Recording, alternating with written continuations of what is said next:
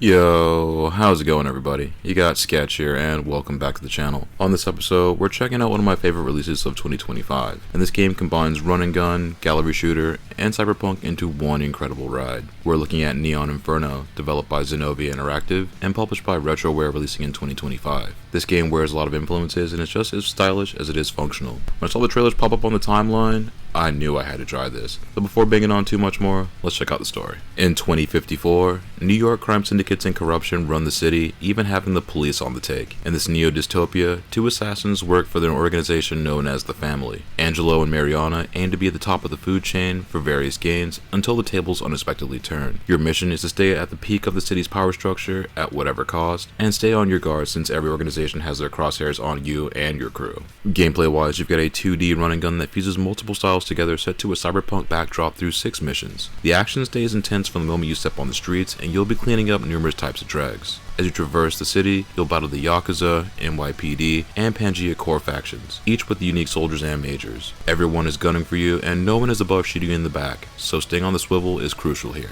You can shoot in 8 directions on the foreground and shoot into the background with the shoulder button. This plays as if Wild Guns and Contra fused together, and also like the 1991 Dick Tracy game on Sega Genesis at a much faster pace. You can change crosshair speed by clicking the right stick in when the enemies are swarming you, and equip special weapons by crouching and clicking the right stick. You can double jump, roll dash, and climb obstacles, providing a versatile moveset to explore the underbelly of New York City. You've also got to keep in mind that there are numerous bystanders, and hitting any of them will result in a heavy deduction from your score. You have a plasma sword that you can attack enemies up close with and repel bullets with bullet time. You can redirect bullets back at enemies by holding the melee button to drop heavy damage. You can repel green bullets and projectiles, including grenades, but anything glowing red or blue can only be dodged. You can also bounce bullets into the background, so you can get pretty creative. Once you get in the rhythm of working defense into your offense, you can play pretty aggressively, but so will the enemy. Dodging is a crucial mechanic that will be needed through the game, and with enemies attacking from 2 planes, bullets coming into the foreground will have indicators. Dodging will be pivotal in the game's vehicle sections, and there are several of these where you can easily be demolished by hazards if you're not careful. Each stage will have checkpoints before reaching that stage's boss encounter, which start off simple and quickly become a test of reflexes and learning attack patterns. These battles get hectic early on, and several will pack you up until you figure out the dance. The back end of the game gets pretty spicy with the boss encounters, but they're also fun and rewarding to figure out.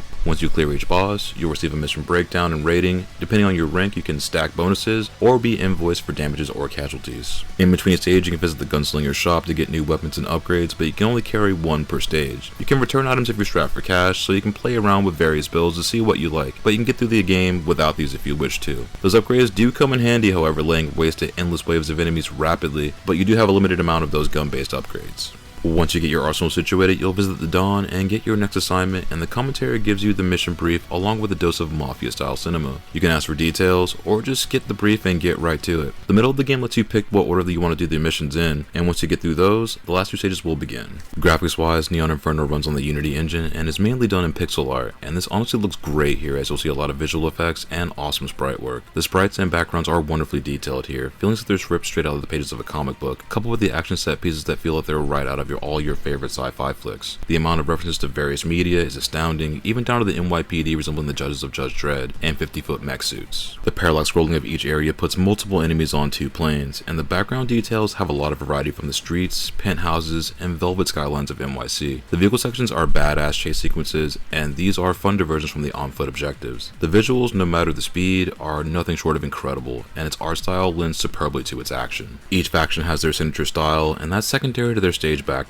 Here you'll see future cities and areas that will feel like nods to popular platformers from back in the 90s like Strider 2, with a section where you jump across flying cars, to sections where you grapple on helicopters and dropships like Shinobi 3. The nightclub sections is sick with its laser lights and blackouts, having enemies reveal themselves through clouds of backlit smoke. Climbing through the truss rigging of stage 2 is a visually stunning section as you avoid hitting the crowd and placing shots against enemies. Add in its blistering gunplay, you have a recipe for levels that keep you moving but also in awe of how good it all looks. Sprites are well animated, and majority of each environment is destructible on nearly every section. Similar to how Fight and Rage was a nod to almost every iconic beat 'em up, Neon Inferno feels like a nod to every iconic and cult run and gun with several additional layers. From Goodfellas to Robocop, you can recognize the ideas while giving a certified hell yeah each time you do. Getting to the Bangier core stages, get insane with its elevator sections, rounding out a solid assortment of locations to blast through that are all familiar and well crafted. There's several in-game and narrative cutscenes through the game, and these are great to watch. While you can skip all the cutscenes, they're still fun as they break down the story and add a bit of humor between each foray. While there's no audio for the dialogue bits, it's still an entertaining story that has a few twists in there too. Sound-wise, Neon Inferno is fantastic with its audio work and stellar soundtrack. Gonzalo Verreja returns after scoring the excellent Fight and Rage soundtrack and exceeds expectations with a varied composition of tunes. You get the shredding guitars he's known for, along with some dreamy soundscapes and synthwave. The soundtrack bangs, to put it plainly, and it's one of the better game soundtracks I've heard in a while. The amount of combined styles of audio and visuals are truly great and solid examples of the passion for the project. Sound effects are also great here, calling back to the mayhem of Metal Slug audio. Shots and explosions have resonant bass to it, and each weapon has a pronounced boom as they eviscerate the ops. Each screen indicator has unique sounds for what type of hazard is approaching, from incoming shots to damaging obstacles. The audio, much like the music, stays cooking, and the package altogether is a dope one at that. Neon Inferno was one of my favorite games that I played in 2025, and with it pulling from so many ideas, it's rad to see they all hit astoundingly. The gameplay is addictive, and once you figure out your abilities, you become a force of futuristic nature. The gameplay is also varied enough to where you're seeing new and higher intensities of the game with its pacing. Their narrative is a gritty and action-packed tale of deception, while also being very fun. The game is challenging and will clap you up quite a few times until it clicks, and if you want to take the 1cc challenge, the arcade mode is there, but has to be done in one life, no checkpoints or continues. Zenovia Interactive hit this one out of the park, and for fans of cyberpunk or platform action games, this is a must play for sure. Neon Inferno gets a 9 out of 10 and comes highly recommended to arcade game fans and fans of run and gun style games that are looking for a challenging and stunning piece of 2D pixel art. This is certainly going to make you work for those clears, but once you figure things out, you'll be smoking fools like a pack of cools. When I saw the promo material for this, I hoped it would be as good as it looked, and it has proven to be a certified belter for fans of run and gun. If you're into cyberpunk style games, it's absolutely worth a try as you'll spot the numerous cinema and literary references. This is available on all past and current gen consoles and PC, going for about $15 to $20 digitally. If a physical comes out for this, it'll be a certified day one pickup here. And if you made it this far into the video, thank you so much for watching, and if you found these videos helpful, that's awesome. Glad you use it as a resource. Check back often, we'll have more reviews and commentaries come up in the near future. But until then, take it easy and stay safe out there. I'll see you on the next one.